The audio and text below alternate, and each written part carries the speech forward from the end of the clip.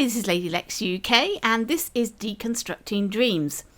In my first episode, I did John Beach's Crossbow, and in the comments, somebody suggested I did this one next, which is the Glass Music Box by Happy Boy 1986. This was an entry in the Classic Novels Game Jam. I think it's supposed to be representing Beauty and the Beast. And let's have a look at it.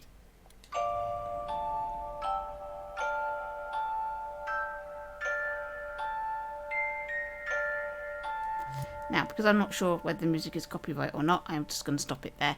But that's basically it's a glass dome with a flower under it and a musical box that's turning.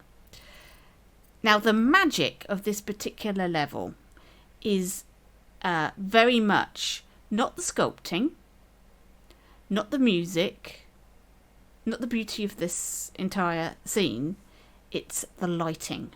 What makes this level look, give you a level of realism is that they've used lighting extremely well. And just to prove that, if I go into studio lighting, you can see how different that looks. Now, this is probably the sort of thing that you're making right now. And you're like, how does everybody get these things to look so real? Well, it's lighting. It's all to do with lighting. That is what makes a huge difference. And if you can set your realistic thing sort of in a dark room, you're onto a winner, because that's how you manage to fool people in thinking it's a lovely realistic sculpt. When if you had just the ordinary lighting on, it would look pretty basic.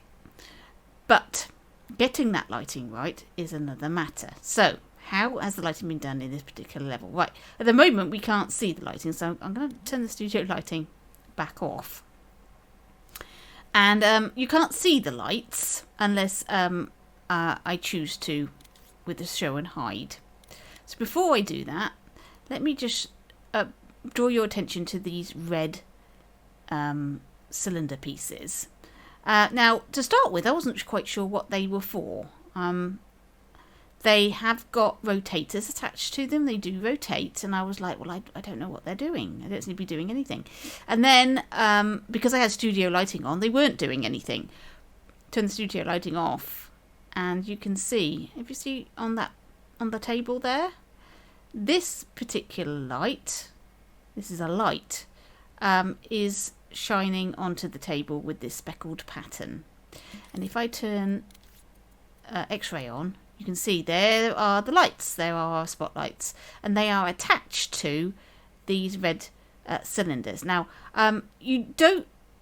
This is the way to rotate these lights. So the lights are attached to the cylinders. The cylinders are rotated, and that gives you that lovely rotation of the light effects. And they've used a pattern.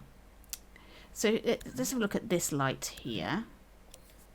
Okay, so this light is on this wall, and this is using a number 5 image. If I was to change it, there we go. You can see which one we're changing. We're changing the one on this wall here. So it's a yellow light, and here is the patterns. And you can use any pattern you like from this selection. And it makes a complete difference to what the lights and the shadow play on the wall is going to be. And with the rotation as well, which you can see very clearly when you have the extra light in place,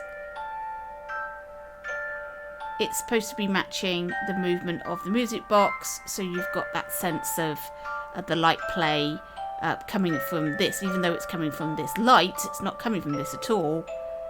You've got that sense of the room being lit by the movement of that music box.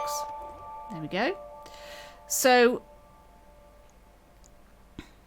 there's your lights, and there's a few of them scattered around. There's ones put in this pattern on the wall and on the ceiling. That's number 6, I believe. Yeah, there we go. So that's number 6. So different patterns doing different things with the light on the wall. And so they set spotlights, 22% brightness. There's your beam angle, beam range, etc. has been set to these. And there is an image blur. So if I took the image blur down, you can see now, there we go, you get more of a defined look on those. So that's what they've done over here, is the image blur is not. So that gives you that really nice, I think, was it number 3? Yeah. So if I was to go back down, you can see it's lots of spots and things. Image blur it up, you get that nice soft effect with the light. Right, so those are the lights, and they're set in a world that's pretty dark. So let's have a look and see what is affecting that. So we've got gradient effects here, there's global settings here, and there is a sun sky box here. So I think the sun sky box is the most important. So let's zoom in on that one. I should zoom out on the other light. There we go, sun sky. Right, so if we put down a default sun and sky,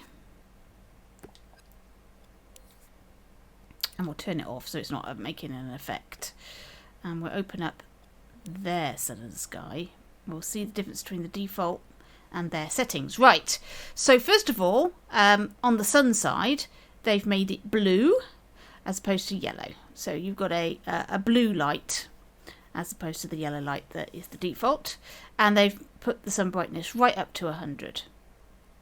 They've also changed the sun size, so it's much bigger, but they've turned the sun visibility off. So if we were to turn the sun visibility on, there it is up there. Okay, now how that would make a difference to our scene, let's have a look. That's it with the sun on.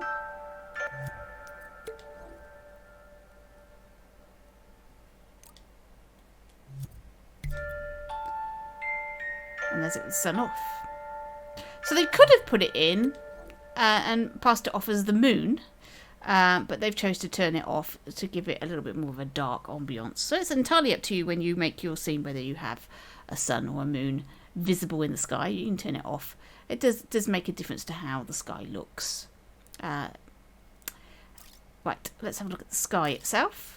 Right, lots of changes here. So this is the default. Don't forget, this is the one they've changed it to. So first of all, they've put a sky image in, number 13, and they've also changed the sky fleck type to a number 8.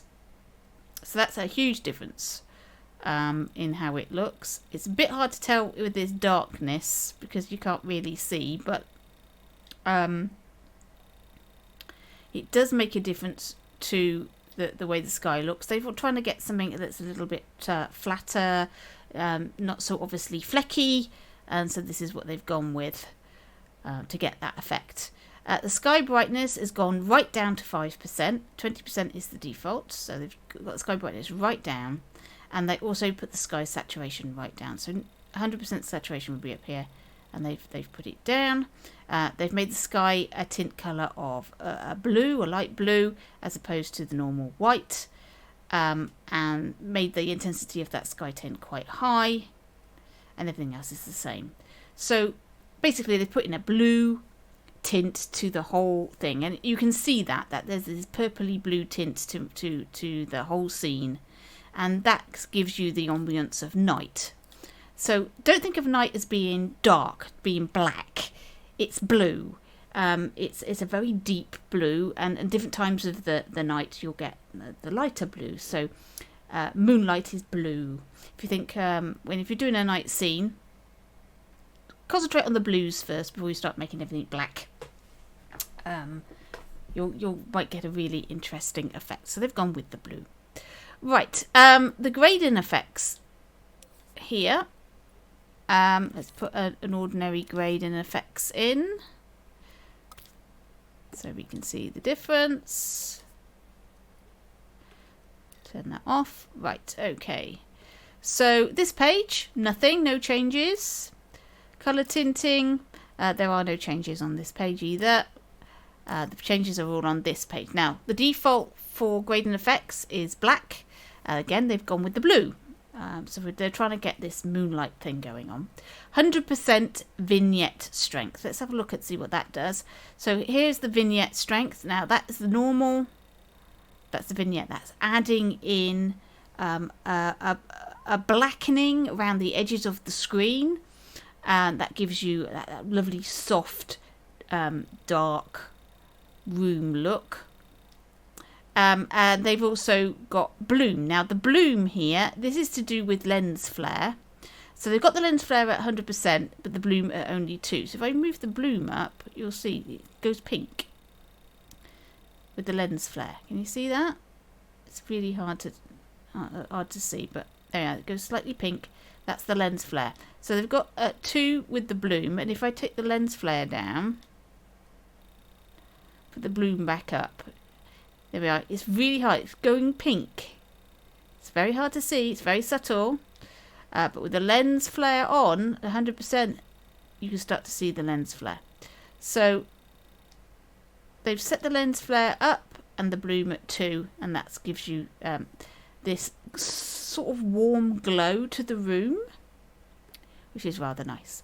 They got 10% grain. That doesn't actually make that much of a difference. If I put the grain at 0, and then I put the grain at 10 or 11, it doesn't really. There isn't a huge difference. At this end of the spectrum, it is a huge difference. But at 10%, it's barely noticeable. So it's interesting that they've chosen 10% grain, but they've done that.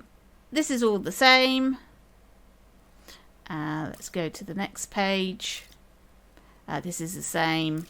And we go to pixelation effects, and they've just put 5% glitch. Again, 5% isn't very much, and it doesn't really make that much of a difference, but it obviously made a difference to them enough that they decided to put in glitch effects. But it's incredibly subtle.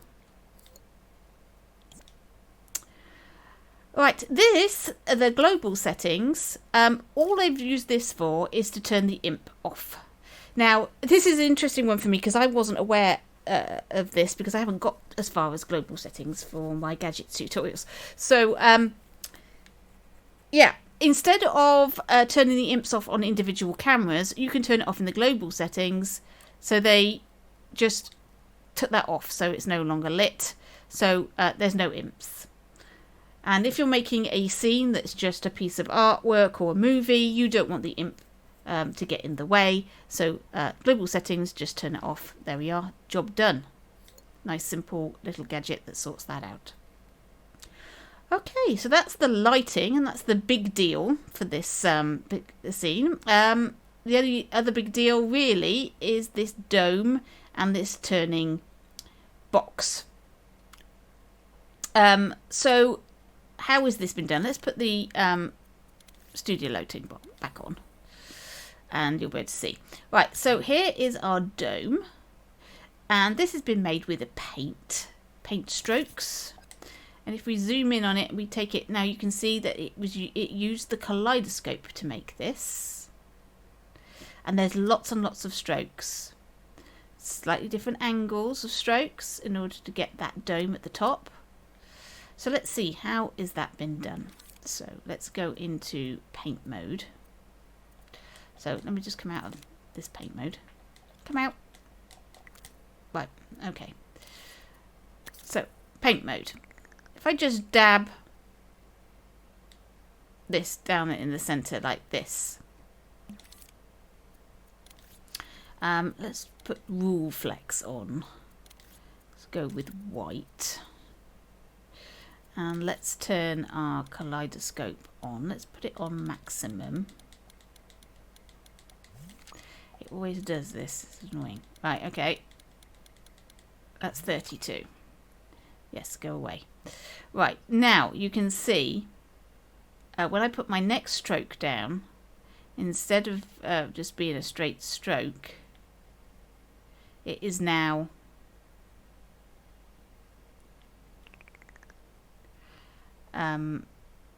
a kaleidoscope of 32 pieces. So we can start at the top of the dome, like so. And you can manipulate the angle of the stroke to get wider and wider and wider out. Right, I'm not doing this particularly well. You take your time and you get the dome, and then you straighten it out and you get your sides. I haven't done this very well, but yeah, you get the gist. This is how it's done, and there is our dome. There it is, and you can change the opacity of that. Take that right down, like so, and you'll notice with the dome that is in here that there's multiple layers. So if I pull that out, you can see there's another layer underneath. So there's 2 layers making up the sides. So they get quite a lot of density in this as we take it apart. You can see that's how they've done it. Even the centerpiece. There we go. Take the center one. There we are. That's also our little lines. There we go. That's how it's done using the kaleidoscope tool. So you just place a centered point, and then you can get the kaleidoscope to go round and round and round, and you can make your dome. Better than I've just done that, but I rushed it. Take your time. Get it so it's at the right angles. You can change the angles of the sculpt after you've done it. You can change the size of it like this. Flatten it out.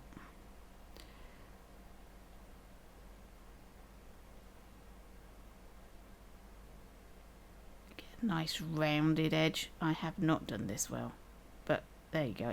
It's rounding off. It's getting there.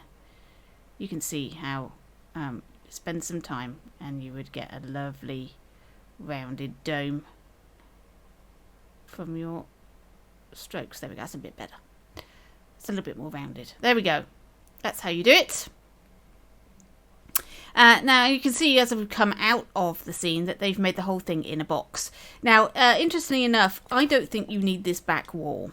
So if you're making a scene, probably putting a back wall in is unless you are going to show that with a camera angle, you probably would be better off not having that back wall in and doing your entire scene with it missing. That gives you a bit of more free reign and you've not got that wall in the way. You could set this up so that these are frozen in place so that you're not accidentally moving them. That's always a good idea. So I can freeze my room. So now I'm not going to accidentally select it and move it around while I'm moving books around and lights around and things like that. So once you've made your scene, it's probably a good idea. Freeze everything in position so you're not... they haven't done that, I hasten to add, but I think it's a good tip. Right, let's have a look at the music box itself. This has also been done with the kaleidoscope tool. So you've got various little bits here. You've got lots of cylinders. This is made up of one big cylinder here. You've got a cylinder on the top. You've got a cylinder on the bottom. And then you've got another cylinder that's cutting into the top and the bottom here, making this really interesting shape. And all of these pieces are also individually added as kaleidoscope, so you get the same design in each of the sections. So a lot of work has been put into this.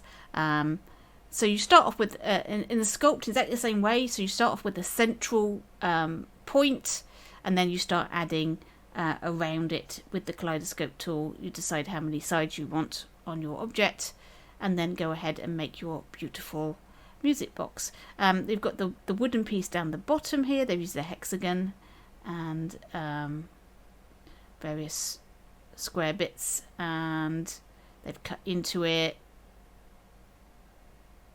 giving you really lovely edges. It's all about the fine detail to make things look realistic. It's adding little tiny little bits. So they've put some little knots and things in the side of this wood base to make it look more real. They've cut into it a little bit. There's a few little cuts there just to give it a little bit of realism. The rotator for the music box is here. As you can see, there we go. It's rotating the entire thing. And this entire thing, this and the dome and the flower inside is all one piece. And it's rotating the entire thing. So the base stays put and this rotates round. The rotation settings for it is 10 per second. There's no other changes, that's it. So there we go. There is our object, and because that's been done on a kaleidoscope and everything, it's going to be perfectly round, so you don't have to worry about it rotating in a weird way. Right. There's the centre. There we go. Nice vertical, and it's rotating around like that, anti-clockwise. Right, here's the music, Davy Jones music box. There is another piece of music here, music test. They left it in, but it isn't the music that's played. This is the music. They've slowed it down from their original piece. They obviously thought it was too fast, and they've used Music Box 01 instrument to make their music, and it loops round on 4 bars, on 4 pieces here, which is 12 bars. So 3, 3, 3 and 3. There we go. And that's a piece of music made in Dreams. Right, the books then. The books are a mixture of sculpts and paint. So here is the paint parts. And then you've got the sculpt. Sculpt is in 3 separate parts. So you've got the book cover, you've got the metal corners, and you've got the paper. This has been done with various cylinders and boxes. So you've got a cylinder here on the edge and a box, and an invisible box. I've made a mess of that, hang on, there we go. So there's our original box,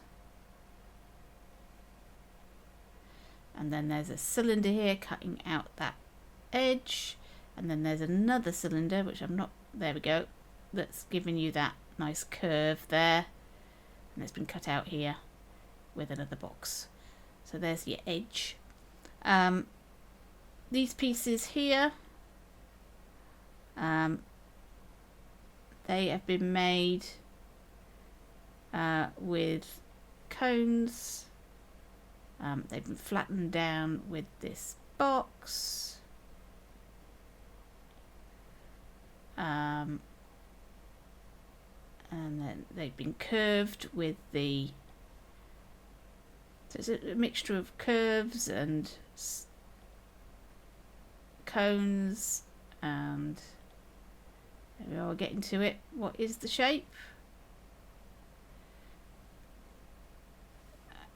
There we go. I think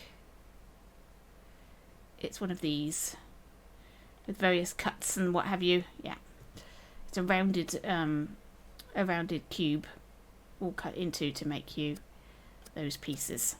That's how they've done that. So a lot of cuts and stuff. The paper's interesting. As you can see, it's got this really interesting effect on the edge, and the way that has been done is you have a lot of flattened rectangles of 3 different colours. So we've got a pale, I think it's just 3 different colours, let me just check. Yeah, so you've got 3 different colours, and what you do is, because the flecks of these have got like holes in, as you layer them down on top of each other, you can see the flecks of the one underneath, and you can get really interesting effects. This is also a good way of making water effects as well. You get a really interesting look. So there you go, that's how this has been done. These just layered up that give you that effect. And that's really good if you're making like chipboard or something like that. That's a good effect for that too. So you just layer up your different coloured sections. Just layer them up. You get this really nice paper effect. So that's how that's been done. The books themselves, I think this is probably the same book.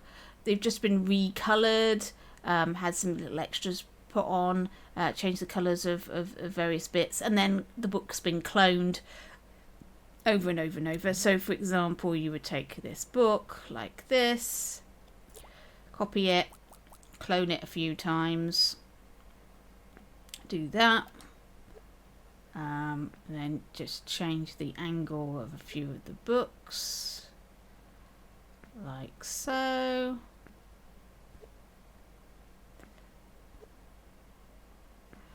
Like that, and then you can go in and recolour the book. That's made it pink, and then I haven't done the whole thing, but you get the right, because I've come out, clone, there's the whole book.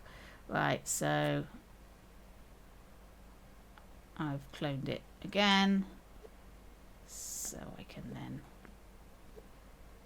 very quickly you start to build up a pile of books of all different colours. It doesn't take long to do this. And you're not adding any thermo because it's the same book cloned over and over again. So there we go, really good. Right, I think I've covered it all. That's the magic music box for Beauty and the Beast that was in the classic game jam, classic novels game jam. I hope you enjoyed that. I hope that taught you. Oh, there is rain. I forgot to mention that. If you want to know how to do the rain effect that you can see in the background here, this is the standard tutorial that is found in the Dreamverse that Media Molecule did. It's basically just a paint stroke that you animate to create rain. They've used exactly the same technique. There's nothing new or interesting there. So if you go into the tutorial for making the rain, you'll see how to do that, and they'll explain that better than I would on this video. So there you go. Right, there we are. Thank you for watching. Hope that was useful. If you've got any suggestions for what else you'd like me to take apart, please leave them in the comments below. Thanks for watching, and I'll catch you in your dreams.